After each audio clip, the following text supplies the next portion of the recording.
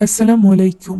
গল্পের শুরুতে আমরা অ্যামিলিয়া নামের একটা ছোট্ট বাচ্চা মেয়ের ব্যাপারে জানতে পারি, যার জন্মের আগে থেকেই এক সন্তানহারা ডাইনির চোখ পড়ে তার উপরে, যার ফলে তার জন্মের নির্দিষ্ট তারিখের 1 মাস আগেই তার জন্ম হয়ে যায়। আমাদের ইসলামে বলা হয়, কোনো বাচ্চার জন্মের পর থেকে 40 দিন পর্যন্ত একটু বেশি সাবধানতা বজায় রাখতে হয়। তবে তার তো জন্মের দিন থেকেই তার পুরো পরিবারের সাথে ঘটতে থাকে ভয়ানক সব ঘটনা। যদিও অ্যামিলিয়ার পুরো পরিবার এই ব্যাপারে অনেক বেশি সতর্ক ছিল, তবুও তার জন্মের মাত্র 7 দিনের মাথায় তার মায়ের কোল থেকে তাকে চুরি করে নিয়ে যায় ওই ডাইনি। তবে ওই দিন রাতেই আবা নামের একজন বিশেষ শক্তি সম্পন্ন লোক অ্যামিলিয়ার পরিবারকে সাহায্য করে তাকে ওই ডাইনির হাত থেকে মুক্ত করে আনতে। কিন্তু এরই মাঝে অ্যামিলিয়ার মা ইতাকে বশ করে নেয় ওই ডাইনি এবং অ্যামিলিয়ার মায়ের হাতেই অ্যামিলিয়াকে মেরে ফেলার চেষ্টাও করে। তবে সময় থাকতে আবা তা বুঝতে পারে এবং মহান আল্লাহ তাআলার কালামের সাহায্যে ইতার শরীর থেকে ওই ডাইনিকে তাড়াতে সক্ষম হয়। তবে এতেই কি সবকিছু শেষ?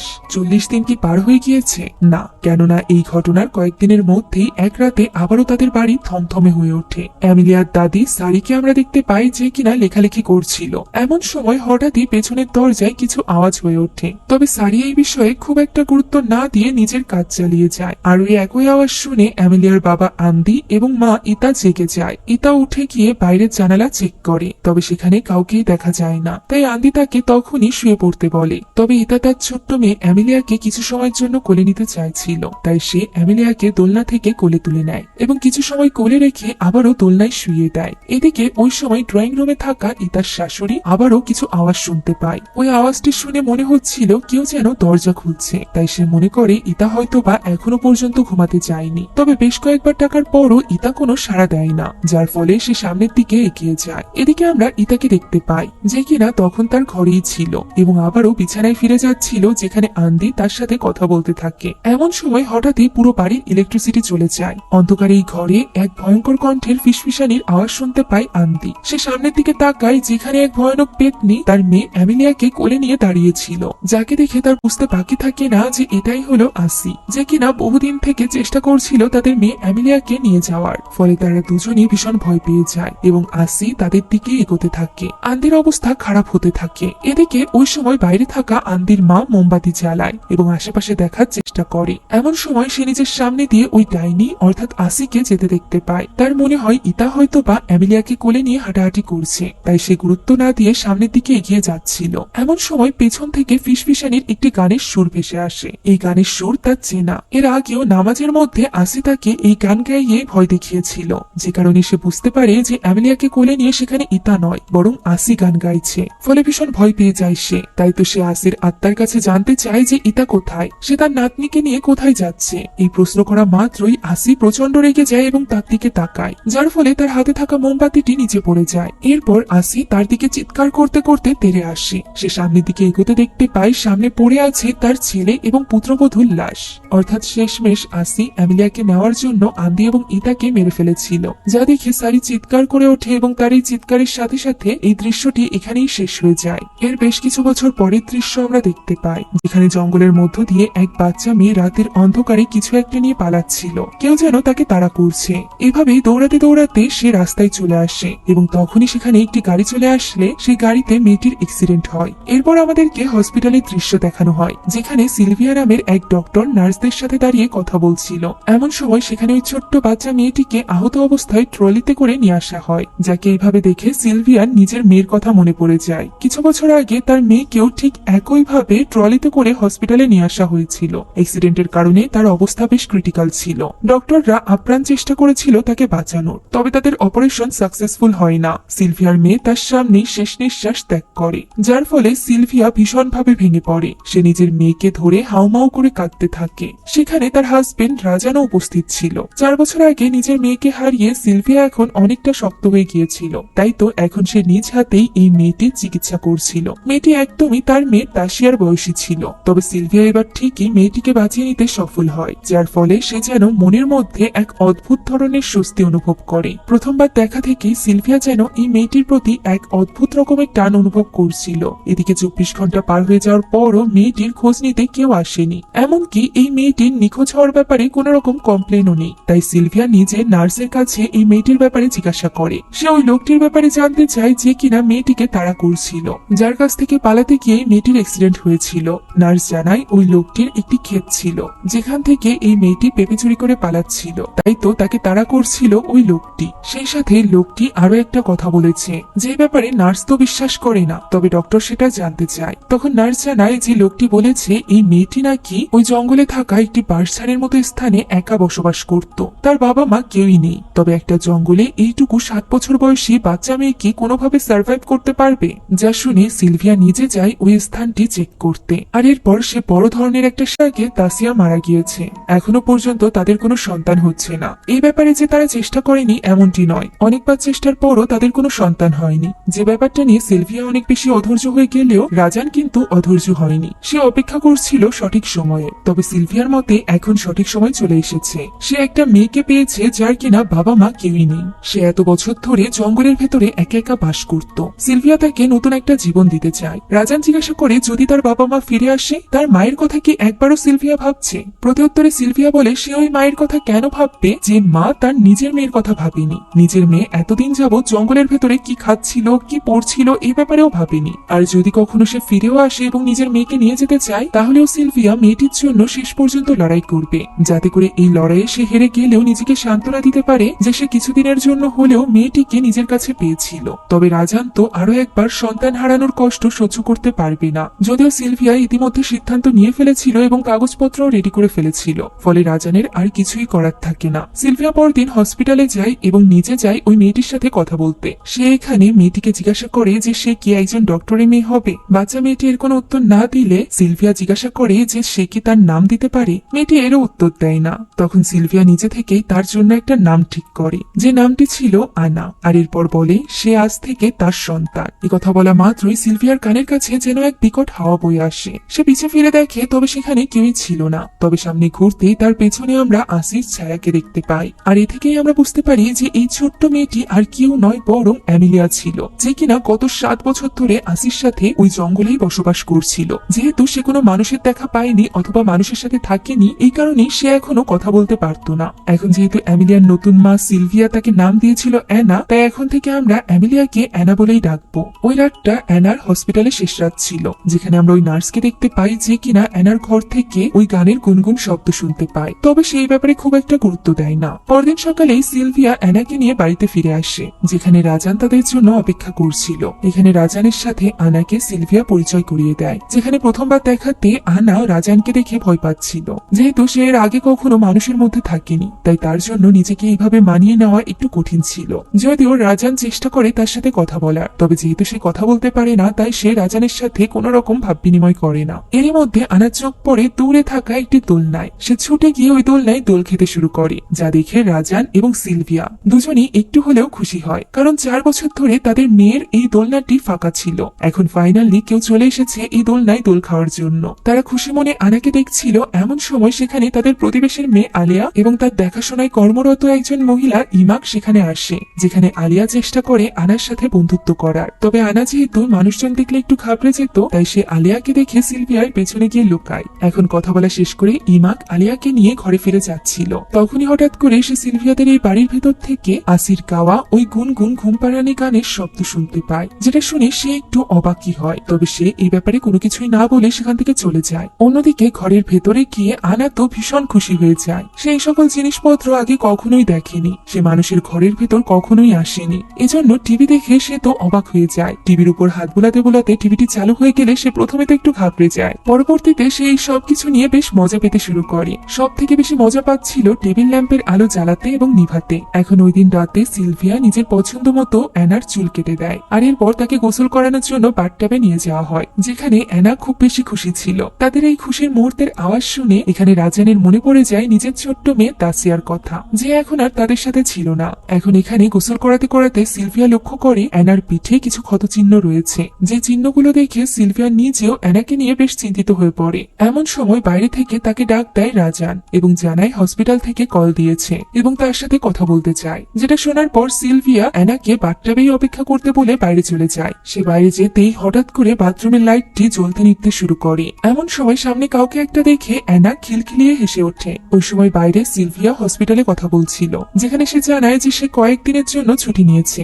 তবে আগামীকাল সকালেই কিছু ইমার্জেন্সি কাজ আসায় তাকে হসপিটালে যেতে হবে। যে ব্যাপারটার জন্য সিলভিয়া রাজি তো ছিল না, তবে সে তার দায়িত্ব এড়িয়ে যেতে পারছিল না, যে কারণে তাকে রাজি হয়ে যেতে হয়। এমন সময় সে কিছু আওয়াজ শুনতে পায়, যেন ওয়াশরুমে খিলখিলিয়ে হাসছিল অ্যানা।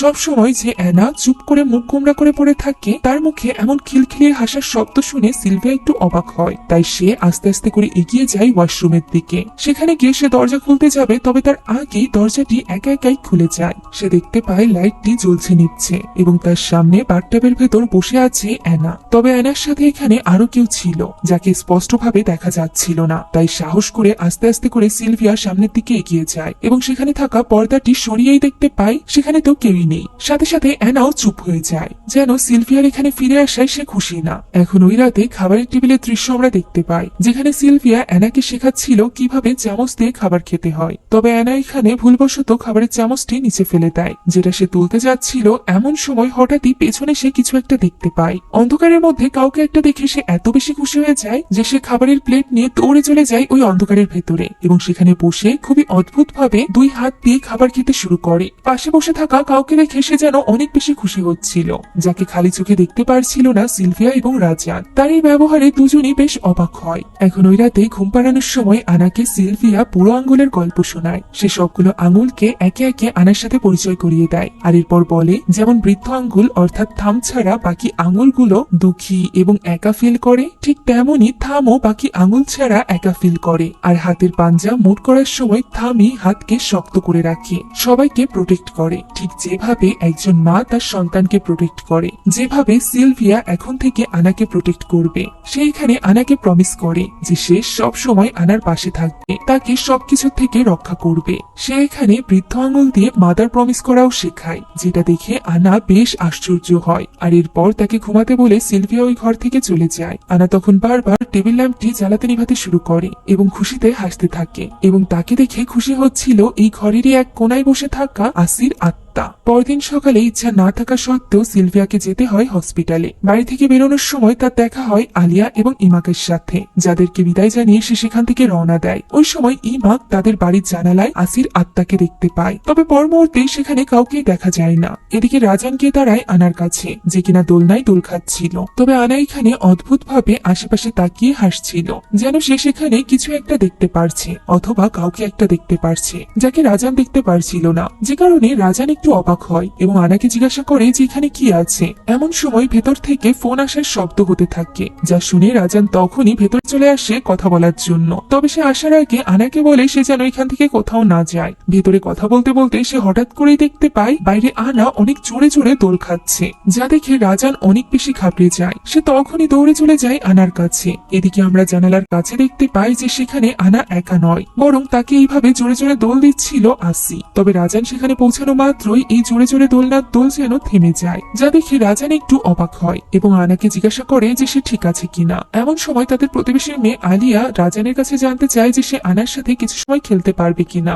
রাজানও এখানে অনুমতি দিয়ে দেয়, যার ফলে আলিয়ার বাড়িতে বসে আনা এবং আলিয়া খেলতে থাকে। আলিয়া এখানে নিজের পোষা ছোট্ট একটা মুরগির ছানা দেখায়, যে ছানাটিকে সে অনেক বেশি ভালোবাসতো। ওই সময় মুরগির ছানাটিকে আদর করতে করতে আনা গুনগুন করে গান গাইতে থাকে। তার মুখে এই গান শুনে ইমাক যেন অবাক হয়ে যায়। সে আনাকে জিজ্ঞাসা করে যে সে এই গান কোথায় শুনেছে, তবে আনা এই কথার কোনো জবাব দেয় না, বরং সে তার এই কথা এড়িয়ে যায়। যেটা বুঝতে পেরে ইমাক সেখান থেকে চলে যাচ্ছিল, এমন সময় সে জানালার রিফ্লেকশনে সেখানে আসিকে দেখতে পায়, যে কিনা সেখানেই দাঁড়িয়ে আনার মাথায় হাত বুলাচ্ছিল, যা দেখে ইমাক একেবারেই হতবাক হয়ে যায়, কেননা খালি চোখে আসিকে দেখা যাচ্ছিল না। ফলে ইমাক আনাকে নিয়ে ভীষণ ভয় পেয়ে যায়। এমন সময় সেখানে চলে আসে রাজান আনাকে নেওয়ার জন্য। সে আনাকে ভেতরে নিয়ে খাবার খেতে দিয়ে নিচে চলে যায় কাজ করতে। সে পাশেই বসে কাজ করছিল, তবে আনা এখানে মন খারাপ করে টেবিলেই বসেছিল। এমন সময় সে হয়তোবা আসির আত্মাকে দেখতে পায় এবং হাসতে শুরু করে। কিছুক্ষণ পর রাজান লক্ষ্য করে আনা ওই টেবিলে বসা নেই। সে আনাকে আশেপাশে খুঁজতে থাকে, তবে তাকে কোথাও পায় না। বাইরে কিছু আওয়াজ শুনে সে বাইরে যায়, তবে সেখানেও আনাকে পাওয়া যায় না। এমন সময় দরজায় শব্দ হয়। সিলভিয়া হসপিটাল থেকে ফিরে এসেছিল এবং রাজানকে ডাকছিল, যা শুনে রাজান সেখান থেকে চলে গেলে আমরা দেখতে পাই আনা তো সেখানেই বসে খাবার খাচ্ছে এবং তার পাশে বসে আসির আত্মা মুরগির বাচ্চা খাচ্ছে। হ্যাঁ, এটা আলিয়ার পোষা ওই মুরগির বাচ্চাটি ছিল, যেটা খুঁজতে তখনই ছোট্ট আলিয়া আনাদের বাড়িতে চলে আসে এবং সিলভিয়াকে বলে যে আনা তার মুরগি চুরি করে নিয়ে এসেছে। যা শুনে সিলভিয়া অবাক হয়ে যায়। তখনই ইমাক সেখানে এসে আলিয়াকে সেখান থেকে নিয়ে যায়। সিলভিয়া রাজানের কাছে জানতে চায় আনা কোথায়, তবে রাজানের কাছে তো এই কথার কোনো জবাব ছিল না। এমন সময় আনা সেখানে চলে আসে, যার মুখে হাতে অনেক ময়লা ছিল, যা দেখে রাজান জানতে চায় যে সে কোথায় ছিল। তবে সিলভিয়া এখন এই ব্যাপারে কোনো প্রশ্নই করতে চাইছিল না, তাই সে রাজানকে কোনো রকম প্রশ্ন করতে মানা করে আনাকে নিয়ে যায় পরিষ্কার করাতে। এই ঘটনায় রাজানের আনাকে নিয়ে বেশ চিন্তা হচ্ছিল। তবে সিলভিয়া এখানে আনাকে বোঝায় যে তার যদি বাইরে কোথাও খেলতে যেতে মনে চায় তাহলে সে তার বাবা অথবা মাকে বলে বাইরে যেতে পারে, আর এই ব্যাপারে সে আনাকে প্রমিসও করতে বলে। আনাও এখানে প্রমিস করে যে সে বাইরে যেতে হলে তাদেরকে বলে যাবে। আর এরপর সে গুনগুন করে ওই সুরটা গাইতে থাকে যেটা আসির গান ছিল। এমন সময় পরিবেশ যেন থমথমে হয়ে ওঠে, বাইরে বিদ্যুৎ চমকাতে শুরু করে, যা দেখে জানালার কাছে এগিয়ে যায় সিলভিয়া। সে এখানে বাইরে গাছের কাছে আসিকে দেখতে পায়, তবে পর মুহূর্তেই তাকে দেখা যায় না, যার ফলে সেই ব্যাপারটাকে গুরুত্ব না দিয়ে তখনই বেরিয়ে যায় পাশের বাড়ি অর্থাৎ আলিয়ার বাড়ির উদ্দেশ্যে। সেখানে গিয়ে সে ইমাকের সাথে কথা বলতে চায়। সে ইমাককে বলে আলিয়ার নিশ্চয়ই কোনো ভুল হচ্ছে, আনা তাদের বাড়ি থেকে মুরগির বাচ্চা চুরি করেনি। ইমাক বলে সে জানে আনা এটা চুরি করেনি। এ কথা বলে ইমাক কলাপাতা দিয়ে ঠেকে পাত্রে করে কিছু একটা সিলভিয়ার হাতে দেয় এবং বলে এটা তাদের বাড়িতে নিয়ে গিয়ে রাখতে। সিলভিয়া জিজ্ঞাসা করে কেন? উত্তরে ইমাক বলে হয়তোবা কারোর এটা খেতে ইচ্ছা হতে পারে। যা শুনে সিলভিয়া একটু অবাক হয়। এখানে ইমাক গুনগুন করে ওই গানটি গাইছিল, যা শুনে সিলভিয়া জিজ্ঞাসা করে এই গানটি সে কোথায় শুনেছে। তবে ইমাক এই কথার কোনো উত্তর দেওয়ার আগেই দৃশ্যটি পরিবর্তিত হয়ে যায় এবং আমরা রাজানকে তাদের রান্নাঘরে দেখতে পাই, যেখান থেকে সে বাইরে আনার প্লেট দেখতে পায় এবং সেখানে গিয়ে দেখতে পাই আনার প্লেটের উপর পড়ে আছে বাচ্চা মুরগির পশম এবং নাড়ি ভুড়ি, যা দেখে সে বেশ অবাক হয়ে যায় এবং এই ব্যাপারে কথা বলতে চলে যায় সিলভিয়ার কাছে। সিলভিয়া তখন মাত্রই আলিয়ার বাড়ি থেকে এসেছিল। সে এখানে রাজানের সাথে কোনো রকম কথা বাড়াতে চায় না, বরং সে রাজানের হাতে ওই প্লেটটি দিয়ে ঘরে চলে যায় শুতে। সে এমনিতেই অনেক বেশি ক্লান্ত ছিল। রাজান এখানে রান্নাঘরে নিয়ে গিয়ে ওই প্লেটটি রাখার সময় দেখতে পায় সেখানে একটা মরা মুরগি এবং সেই সাথে দু একটা ফল এবং ফুল রয়েছে, যা দেখে রাজান বেশ অবাক হয়। দেখে মনে হচ্ছিল ইমাক যেন আসিকে খাবার উৎসর্গ করছে। যেহেতু এই ব্যাপারে রাজান কোনো কিছু বুঝতেই পারে না, তাই সে আবারও কাজে ফিরে যায়। কাজের মাঝখানে সে আনার ঘর থেকে কিছু আওয়াজ শুনতে পায়, যা শুনে সে আনার ঘরে যায়, যেখানে একটি আলমারি থেকে এই আওয়াজটি আসছিল, যে কারণে সে আলমারির দরজা খুলে চেক করে। তবে ভেতরে তো কিছুই ছিল না আওয়াজ আসার মতো। সে আলমারির নিচেও চেক করে। এমন সময় আমরা দেখতে পাই আলমারির উপর পা ঝুলিয়ে বসে আছে আসি এবং তার কোলে আলমারির উপরেই শুয়ে আছে আনা। আসিকে না দেখতে পারলেও রাজান এখানে আনাকে আলমারির উপরে দেখে বেশ ঘাবড়ে যায়। সে দ্রুত একটি চেয়ার টেনে আনাকে উপর থেকে নামিয়ে আনে এবং খাটে নিয়ে শুইয়ে দেয়, যে ব্যাপারটা নিয়ে আসির আত্মা খুব একটা খুশি হয় না। সে আলমারির উপর থেকে রাগী চোখে রাজানকে দেখতে থাকে। এই সব কিছুতে রাজান বুঝতে পেরেছিল যে নিশ্চয়ই কোনো কিছু ঠিক নেই, তাই সে তখনই বেডরুমে ফিরে এই ব্যাপারটা সিলভিয়াকে খুলে বলার চেষ্টা করে। তবে সে দেখতে পায় সিলভিয়া তো গভীর ঘুমে রয়েছে এবং ঘুমের মধ্যেই সে গুনগুন করে গাইছে আসির ওই গানটি। ওই দিন রাতে হসপিটালে থাকা একজন নার্সও ওই একই গান গুনগুন করে গাইছিল। যে জিনিসটা শুনতে পায় নার্স রীতা। এই নার্সই মূলত আনার দেখাশোনার দায়িত্বে ছিল। সে আনার ঘর থেকেই এই গানের গুনগুন শব্দ শুনেছিল, তাই সে এখানে নতুন আসা এই নার্সটির কাছে এই গানের ব্যাপারে জিজ্ঞাসা করে। অন্যদিকে এই গানটি শেখার আপ্রাণ চেষ্টা করছিল সিলভিয়া। তাকে এইভাবে এই গান গাইতে দেখে আনাও ভীষণ খুশি ছিল।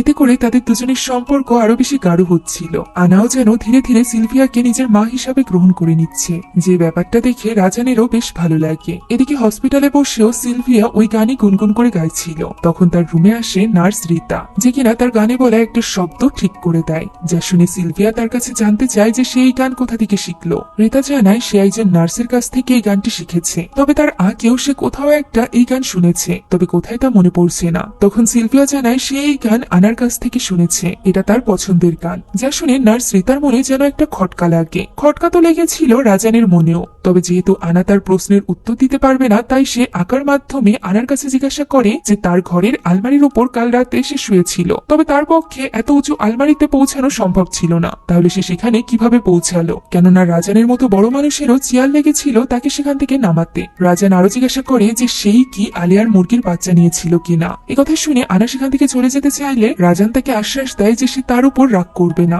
আর এরপর সে তাকে একটা পাশের টেবিলে বসায় এবং একটি কলম দিয়ে বলে সে যেন একে তাকে জানায় যে সে ওই আলমারির উপর কিভাবে পৌঁছালো। একথা বলতেই হঠাৎ করে দরজায় নক হয়। সেখানে গিয়ে রাজান দেখতে পায় ইমাক এসেছে।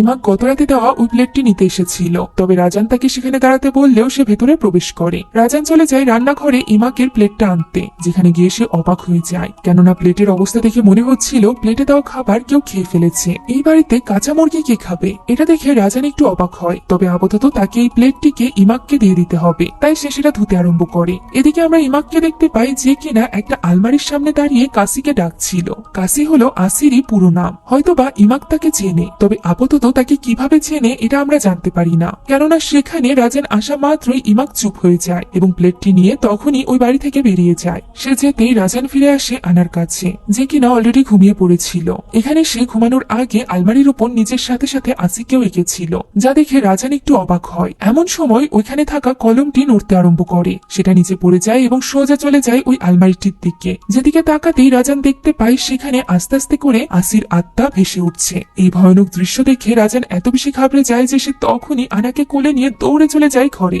পেছন থেকে আসির আত্মা চিৎকার করে বলতে থাকে, এটি আমার মেয়ে। তবে রাজান কোনো কিছু না শুনে আনাকে জড়িয়ে ধরে ঘরেরই এক কোনায় বসে থাকে। এভাবেই কেটে যায় বেশ কয়েক ঘন্টা। এভাবে বসে থাকতে থাকতে সে সেখানেই ঘুমিয়ে পড়ে। বিকাল গড়িয়ে সন্ধ্যা হয়ে যায়। আমরা দেখতে পাই সেখানে চলে এসেছিল আসির আত্মা, যে কিনা আস্তে আস্তে করে আনাকে জাগিয়ে তোলে এবং তাকে তার সাথে যেতে বলে। আনাও এতে রাজি হয়ে যায় এবং ঘুমন্ত রাজানের কোল থেকে উঠে আসে। রাজান এটা বুঝতে পারে না। এর কিছুক্ষণ পর বাড়িতে ফিরে আসে সিলভিয়া, যে পুরো ঘর খুঁজেও আনাকে কোথাও খুঁজে না পেয়ে চলে আসে রাজানের কাছে এবং তাকে জাগিয়ে জিজ্ঞাসা করতে থাকে আনা কোথায়। এত রাতে আনাকে খুঁজে না পেয়ে সে যেন পাগলের মতো হয়ে গিয়েছিল। তাই তো সে বৃষ্টির মধ্যে বাইরে বেরিয়ে যায় আনাকে খুঁজতে। এই বৃষ্টির মধ্যে কিছুটা সামনে এগোতেই সে রাস্তার কাছে আনাকে দাঁড়িয়ে থাকতে দেখতে পায়, তবে তার পাশে আবছা আবছা কাউকে দাঁড়িয়ে থাকতে দেখা যাচ্ছিল, যেটা পরবর্তীতে আর দেখা যায় না। তাই তো সিলভিয়া দ্রুত আনাকে নিয়ে ভেতরে চলে আসে, যেখানে রাজান গেলেও সে রাজানের সাথে কথা বলে না। ভেতরে আসার পর রাজান তাকে বোঝানোর চেষ্টা করে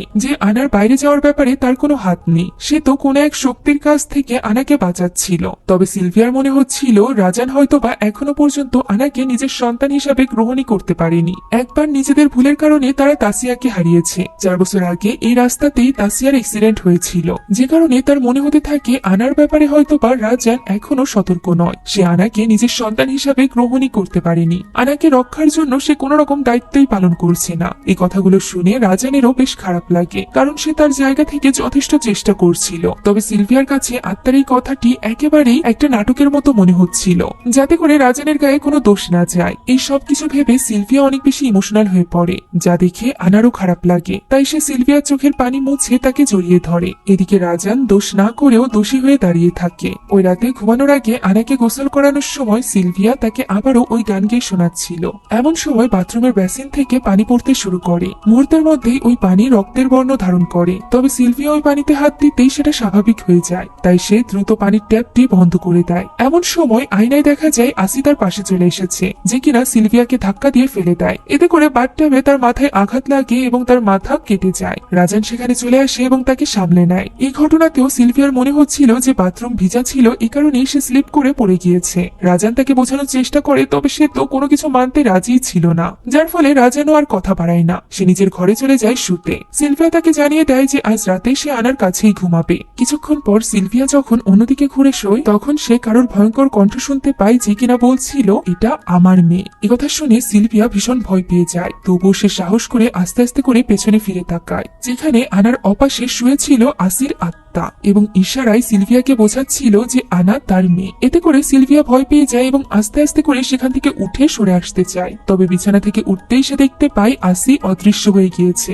যা দেখে সে আর এক মুহূর্ত দেরি করে না। সে তখনই আনাকে কোলে তুলে নেয় এবং ছুটে চলে আসে রাজানের কাছে। রাজান তাকে এইভাবে ঘরে ঢুকতে দেখে বুঝতে পারে যে নিশ্চয়ই তার সাথে অস্বাভাবিক কিছু ঘটেছে। তখন সিলভিয়া তাকে আসির ব্যাপারে বলতে গেলে রাজান জানায় সে সবকিছু আগে থেকে জানে। সে এখানে ওই ছবিটিও দেখায় যে ছবিটি আনা নিজ হাতে এঁকেছিল। ফলে সিলভিয়া এবার রাজানের বলার সবকিছু বিশ্বাস করে। অন্যদিকে ওই একই রাতে নার্স রীতা ওই মেয়েটির সাথে কথা বলে, যার কাছ থেকে সে ওই গানটির ব্যাপারে জেনেছিল। সে ওই মেয়েটির কাছ থেকে জানতে পারে যে ওই মেয়েটি মূলত আগে যেখানে চাকরি করত, অর্থাৎ একটা মানসিক হসপিটালে, এক রোগীর ডায়েরি থেকে এই গানটি শিখেছে। ওই রোগী বেশিরভাগ সময় গুনগুন করে এই গান গাইত। 7 বছর আগে এক ঘটনায় এই রোগী নিজের ছেলে এবং পুত্রবধূকে হারিয়েছিল। তার ডায়েরিতে লেখা ওই ঘটনা মোতাবেক তার নাতনিকে তুলে নিয়ে গিয়েছিল এক প্রেতাত্মা। রাস্তা, অর্থাৎ এখানে সারির কথা বলা হচ্ছিল, যার কথা শুনে নার্স রিতা সবকিছু বুঝতে পারে এবং পরদিন সকালেই সিলভিয়ার সাথে দেখা করতে বাড়িতে চলে আসে, যেহেতু সিলভিয়া ওই দিন হসপিটাল থেকে ছুটি নিয়েছিল। আর এরপর তারা সকলে মিলে রওনা দেয় সারির কাছে যাওয়ার জন্য, যেখানে যাওয়ার পথে রিতা সিলভিয়াদেরকে সব ঘটনা খুলে বলে। তারা এখানে মূলত সারির সাথে আনা অর্থাৎ তার নাতনি অ্যামেলিয়ার দেখা করাতে চাইছিল, তবে সারি এখানে তাদের সাথে সাথে সেখানে আসিকেও দেখতে পায়, যার হাত থেকে দেখা মাত্রই সে নিয়ন্ত্রণের বাইরে চলে যায় এবং নিজেকে আঘাত করতে থাকে। আর এরপর সে সিলভিয়া এবং রাজানকে উদ্দেশ্য করে বলে তারা অবশ্যই মরবে, তারা সকলে মরবে। একথা বলতে বলতে তাকে নার্স কোনোভাবে সামলে নেয়। এই ঘটনার ফলে সিলভিয়া এবং রাজান আরো বেশি চিন্তিত হয়ে পড়েছিল। তারা যখন বাড়ির দিকে ফিরছিল তখন রাস্তায় অন্ধকারের মধ্যে তারা এক স্থানে আসিকে দাঁড়িয়ে থাকতে দেখতে পায়। এই ঘটনায় তারা এত বেশি ভয় পেয়ে গিয়েছিল যে তারা দুজন এটা দেখলেও এই ব্যাপারে কোনো কথা বলারও সাহস পাচ্ছিল না। কিছু দূর যেতেই তারা আবারও আসিকে দেখতে পায়, যা দেখে ভয়ে সিলভিয়া চোখ বন্ধ করে নেয়। আসির আত্মা তখন চিৎকার করে বলতে থাকে আমার সন্তান। তবুও রাজান গাড়ি থামায় না। কোনো মতে তারা বাড়িতে এসে পৌঁছায়। বাড়িতে ঢুকেই রাজান চলে যায় সব দরজা জানালা বন্ধ করতে। অন্যদিকে সিলভিয়া আনাকে বোঝাতে থাকে যে সে তার বাবা মায়ের সাথে সুখে থাকবে, সে যেন সবসময় তাদের সাথেই থাকে। এমন সময় চারিদিক থেকে ভয়ানক এক কণ্ঠ ভেসে আসতে থাকে, যেখানে আসি বারবার বলছিল আমার সন্তান, ও আমার সন্তান। কিছুক্ষণ ধরে এই আওয়াজ আসতে আসতে হঠাৎই বন্ধ হয়ে যায়। এমন সময় পেছনের বাতিটি বারবার জ্বলতে নিতে শুরু করে, ফলে সিলভিয়া ভয়ে ওই টেবিল ল্যাম্পের দিকেই তাকিয়েছিল। এটা একটু ঠিক হলে সে যখনই আনার দিকে ফিরে তাকায় তখনই সেখানে চলে আসে আসি, যার ফলে ভয়ে সে দূরে গিয়ে ছুটে পড়ে। এমন সময় আসি আনার পেছন থেকে বেরিয়ে আসে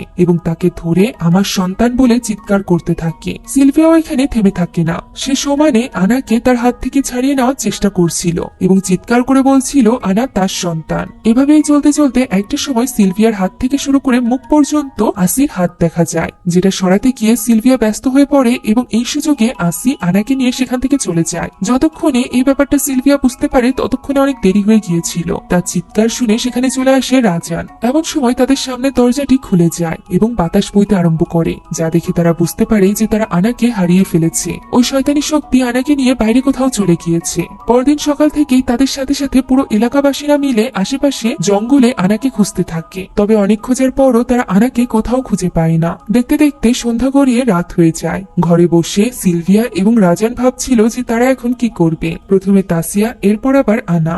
দুটো সন্তান হারিয়ে সিলভিয়া একেবারেই ভেঙে পড়েছিল। এমন সময় আশেপাশের লাইটগুলো ফ্লিকার করতে শুরু করে। এই জ্বলতে নিতে থাকা লাইট দেখে সিলভিয়া বুঝতে পারে যে আশেপাশে নিশ্চয়ই আসির আত্মা আছে। এর মানে হলো আশেপাশে নিশ্চয়ই আনা আছে। এমন সময় দরজায় কেউ একজন কড়া নাড়ে। দেখা যায় সেখানে এসেছে ইমাক। ইমাক ঢুকেই তাদেরকে জানায় যে তাদের সন্তান আনা এখন আসির সাথে আছে। একথা শুনে তারা দুজনেই অবাক হয়ে যায় এবং রাজান জিজ্ঞাসা করে যে ইমাক কি তাহলে আসিকে চেনে? উত্তরে ইমাক জানায় যে আসি আসলে তারই সন্তান ছিল। তার পুরো নাম ছিল কাসি। সে গ্রামে থাকতো। গ্রাম থেকে সে শহরে গিয়েছিল নিজের ভাগ্য পরিবর্তন করার জন্য, যাতে করে তার পুরো পরিবার তাকে নিয়ে গর্ব করে। তবে শহরে যাওয়ার পরও দীর্ঘদিন পর্যন্ত সে কোনো কাজ পায় না।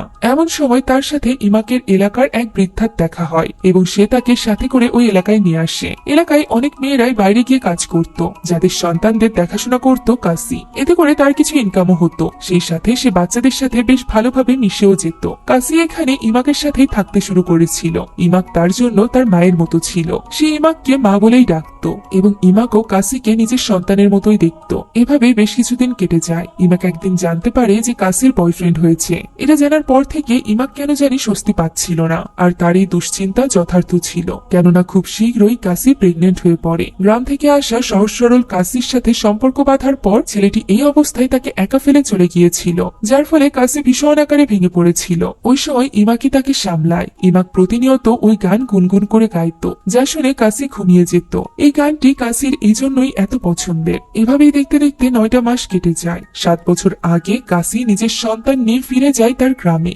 যেখানে তার সন্তানকে দেখে তার বাবা ভীষণ আকারে খেপে যায় এবং তার মুখের উপর দরজা বন্ধ করে দেয়। সেই সাথে বিয়ের আগে এরকম অপকর্ম করার জন্য এলাকাবাসীরাও তাকে ধিক্কার জানাতে থাকে, তাকে ইট পাটকেল দিয়ে আঘাত করতে থাকে। এই বৃষ্টির মধ্যে নিজের সন্তানকে কোলে নিয়ে কাসি একেবারেই ভেঙে পড়েছিল। সে কোথায় যাবে, কি করবে, কিছুই মাথায় আসছিল না। সে এতটাই মানসিকভাবে বিপদগ্রস্ত হয়ে পড়েছিল যে সে নিজের মেয়েকে পানিতে ডুবিয়ে হত্যা করে, আর এরপর নিজের চিরুনি দিয়ে হাত কেটে নিজের জীবন নিয়ে নেয়। এই ঘটনাগুলোকে আমরা বিস্তারিতভাবে আসি 1-এ দেখতে পেয়েছিলাম, আর এরপর আসি 1-এই আমরা দেখতে পেয়েছিলাম দেখছিলাম যে কিভাবে ওই দিনই আসির আত্মা পড়ে যায় ইতার পেছনে, যে কিনা 8 মাসের প্রেগনেন্ট ছিল এবং তারই গর্ভে ছিল অ্যামিলিয়া অর্থাৎ আজকের আনা। এইসব ঘটনা বলার পর ইমাক এখানে ওই গানটি গাইতে শুরু করে এবং কাসিকে উদ্দেশ্য করে এই সব কিছু বন্ধ করতে বলে। সেই সাথে জানতে চায় যে সে কি চায়। এমন সময় আশেপাশে থাকা সব আলোগুলো নিভে যায়। পেছনের আওয়াজ শুনে ইমাক ঘুরে তাকালে দেখতে পায় তার পেছনেই বসে আছে আসি। তবে রাজান এবং সিলভিয়া তাকে দেখতে পারছিল না। এরই মধ্যে আসি ইমাকের মুখের ভেতর নিজের হাত ঢুকিয়ে দেয়, আর ঠিক এইভাবেই সে প্রবেশ করে ইমাকের ভেতরে। সাথে সাথে ইমাকের চোখ সাদা হয়ে যায়। আসি ইমাকের কাছে এর জন্য ক্ষমাও চায়, আর এরপর এগিয়ে যায় সিলভিয়ার কাছে। সিলভিয়া এখানে তাকে অ্যানাকে ফিরিয়ে দিতে বলে। আসি তখন বলে অ্যানার সময় হয়ে গিয়েছে বাড়িতে ফিরে যাওয়ার। প্রতি উত্তরে সিলভিয়া বলে সে তার সন্তান নয়, যা শুনে আসি আবারও চিৎকার করতে থাকে এবং বলতে থাকে অ্যানা তারই সন্তান। এভাবেই চিৎকার করতে করতে আসি ইমাকের শরীর ছেড়ে দেয়, যার ফলে ইমাক সেখানেই পড়ে যায়। সিলভিয়া এবং রাজান মিলে তার জ্ঞান ফেরানোর চেষ্টা করছিল। এমন সময় পাশ থেকে কিছু কানের শব্দ শোনা যায়। দেখা যায় দূরে বসে আছে আসি এবং আনা। কিছুক্ষণ পর সেখানে কাউকে দেখা যায় না। এই আওয়াজটি পাশের ঘরের আলমারির ভেতর থেকে আসছিল, অর্থাৎ আনার ঘরের আলমারির ভেতর থেকে, যেটা শুনে তারা সেখানে ছুটে যায় এবং আলমারি খুলতে তার মধ্যে আনাকে খুঁজে পায়। আনাকে পাওয়া মাত্রই রাজান চাইছিল সে সকলকে নিয়ে এই বাড়ি থেকে বেরিয়ে যাবে। তখন ইমাক তার ভুল ভাঙায় যে সমস্যা এই বাড়িতে নয়, বরং আনা যেখানেই যাবে তার পিছু পিছু আসিও সেখানে যাবে। তারা ডাইনিং এরিয়াতে বসেছিল। এমন সময় পাশের ঘর থেকে আওয়াজ আসতে শুরু করে। পাশের দেওয়ালে থাকা ছবিটি আস্তে আস্তে খুলে আসছিল, যা দেখতে ইমাক এবং রাজান সেদিকে এগিয়ে যায়। অন্যদিকে আনাকে নিয়ে বসে থাকে সিলভিয়া। এরই মধ্যে তাদের সামনেই ছবিটি ছুটে পড়ে যায় এবং দেওয়াল কালো হতে হতে সেখানে দেখা যায় আসিকে, যে কিনা জোরে চিৎকার করে রাজান এবং ইমাককে বাড়ি থেকে বাইরে বের করে দেয় এবং দরজা আটকে দেয়, যার ফলে ভেতরে আনার সাথে একা হয়ে যায় সিলভিয়া। বাইরে থেকে রাজান আপ্রাণ চেষ্টা করতে থাকে দরজা খোলার জন্য। এদিকে গান গিয়ে আনাকে বসে আনার চেষ্টা করতে থাকে আসি, যাতে করে সে আনাকে এখান থেকে নিয়ে যেতে পারে। তখন তার সাথে পাল্লা দিয়ে সিলভিয়াও গান গাইতে থাকে, যাতে করে আনা কোনোভাবে আসির বসে না আসে। আনা নিজেও চেষ্টা করছিল আসির বসে না যাওয়ার, যে জিনিসটা দেখে আসি এবার রেগে যায় এবং সিলভিয়ার কানের কাছে এসে জোরে চিৎকার করে ওঠে, যার ফলে সিলভিয়া নিচে পড়ে যায়। তবুও সে গান গাওয়া থামায় না। সে কোনোভাবেই আনাকে আসির বসে আসতে দিতে চাইছিল না। তাই আসি এখানে তাকে থামানোর জন্য তার মুখ চেপে ধরে এবং আনার সামনেই তাকে আঘাত করতে থাকে, যা দেখে ছোট্ট আনাও ভয় পেয়ে যায়। এখানে আসি তাকে চুল ধরে টেনে অন্য স্থানে নিয়ে যায়। এরই মধ্যে রাজান দরজা ভেঙে ফেলতে সক্ষম হয়। ইমাক এবং রাজান ছুটে আসে সিলভিয়ার কাছে, যেখানে সিলভিয়া একা একাই দেওয়ালের সাথে মাথা আঘাত করছিল। রাজান না দেখতে পারলেও ইমাক দেখতে পায় যে আসি এটা করছে। রাজান ছুটে যায় সিলভিয়াকে সামলানোর জন্য। ইমাকের উপর আক্রমণ করায় সেও মাটিতে পড়ে যায়, আর এই সুযোগে আসি আনাকে নিয়ে সেখান থেকে চলে যেতে চায়। তবে সিলভিয়া এবং রাজান তখনও হার মানে না। তারা দুজন এগিয়ে আসে আনার কাছে এবং আনাকে ডাকার চেষ্টা করে। রাজানকে এইভাবে আনার কাছে এগিয়ে আসতে দেখে আসি তার উপর আক্রমণ করে, যার ফলে রাজান মাটিতে লুটিয়ে পড়ে। তখন সিলভিয়া আনাকে উদ্দেশ্য করে বলে সে কি তার মায়ের সাথে থাকতে চায় না, তার মা তাকে কিছুতেই হারাতে চায় না, সে তাকে সবসময় রক্ষা করবে। একথা বলে সে বৃদ্ধাঙ্গুল উঁচু করে মাদার প্রমিস করতে চায়, যা দেখে আনা এবার আসির হাত ছেড়ে দেয় এবং ফিরে আসে সিলভিয়ার কাছে, যা দেখে আসির আত্মা নিজেও হতবাক হয়ে যায়। সিলভিয়াও এখানে আনাকে ফিরে পেয়ে তাকে বুকে জড়িয়ে ধরে। এতে করে আসি এবার প্রচন্ড রেগে যায়। সে এসে সিলভিয়ার উপর আক্রমণ করতে আরম্ভ করে। তাকে আটকাতে আসলে সে রাজানের উপরও আক্রমণ করে। রাজানের অবস্থাও ঠিক আন্দির মতো হয়ে যাচ্ছিল, অর্থাৎ আনার আসল বাবার মতো। এদিকে সিলভিয়াকেও গলা চেপে হত্যা করতে যাচ্ছিল আসি। তাদের এই অবস্থা দেখে আনা এবার ইমোশনাল হয়ে পড়ে। তার কষ্ট হতে থাকে। তার সেই সকল দিনগুলোর কথা মনে পড়ে যায় যে দিনগুলো সে সিলভিয়া এবং রাজানের সাথে কাটিয়েছিল। ফলে ছোট্ট আনা এবার কাঁদতে কাঁদতে এগিয়ে আসে আসির দিকে, আর এরপর আসি তার দিকে তাকালেই সে আসিকে ইশারায় তাদেরকে ছেড়ে দিতে বলে। যা শোনা মাত্র আসি তাদের দুজনকেই ছেড়ে দেয় এবং দুজনই বুকে জড়িয়ে ধরে আনাকে, অর্থাৎ আনা শেষমেশ সিলভিয়া এবং রাজানকে বেছে নিয়েছিল। যার ফলে আসির আত্মা প্রচন্ড কষ্ট পায় এবং চিৎকার করে কাঁদতে আরম্ভ করে। তখন তার কাছে এগিয়ে আসে ইমাক। ইমাক তাকে বোঝায় যে পৃথিবীতে অনেক কিছু আছে যা আমরা পরিবর্তন করতে পারি না, তবে সময়ের সাথে তার সাথে মানিয়ে নিতে হয়। তাই আসিও যেন সবকিছু মেনে নিয়ে নিজের জায়গায় ফিরে যায়। যা শুনে আসি তার কাঁধে মাথা রাখে এবং সে আসির জন্য ওই গানটি গাইতে থাকে। আর এরপর আসির আত্মা শেষবারের মতো আনার দিকে তাকায়। আনাকে বিদায় জানিয়ে সে সেখান থেকে অদৃশ্য হয়ে যায়, যার ফলে এবার মুক্তি পায় সিলভিয়া এবং রাজানের পরিবার। আনা আশায় তাদের পরিবার এখন পুরোপুরি পূর্ণ হয়ে গিয়েছিল। কিছুদিন পর ইমাকও অন্য এক বাচ্চার দেখাশোনা করার জন্য সেখান থেকে চলে যায়। আর এই হ্যাপি এন্ডিং এর মধ্য দিয়ে আজকের এই গল্পটি এখানেই শেষ হয়ে যায়। আসি 1 এবং 2 দুটো গল্পই অ্যানা অর্থাৎ অ্যামিলিয়াকে নিয়ে। আশা করছি অ্যামিলিয়ার পেছনে পড়ে থাকা এই প্রেতাত্মা অর্থাৎ আসির গল্পটি আপনাদের কাছে ভালো লেগেছে। এই আসির গল্প কিন্তু এখানেই শেষ না। এই ঘটনার 37 বছর পরও আসি আবারও ফিরে আসে এবং সেখানেও সে আরেকটি বাচ্চার পেছনে পড়ে যায়। ওই মুভির গল্প জানতে হলে কমেন্টে অবশ্যই ভোট দিবেন। এছাড়া এই সম্পূর্ণ মুভিটি আমাদের টেলিগ্রাম চ্যানেলে আপলোড দেওয়া আছে। মুভিটি দেখতে চাইলে কমেন্ট বক্সে দেওয়া লিঙ্ক থেকে জয়েন করুন আমাদের টেলিগ্রাম চ্যানেলে। Thank you so much for watching this video. আল্লাহ হাফেজ।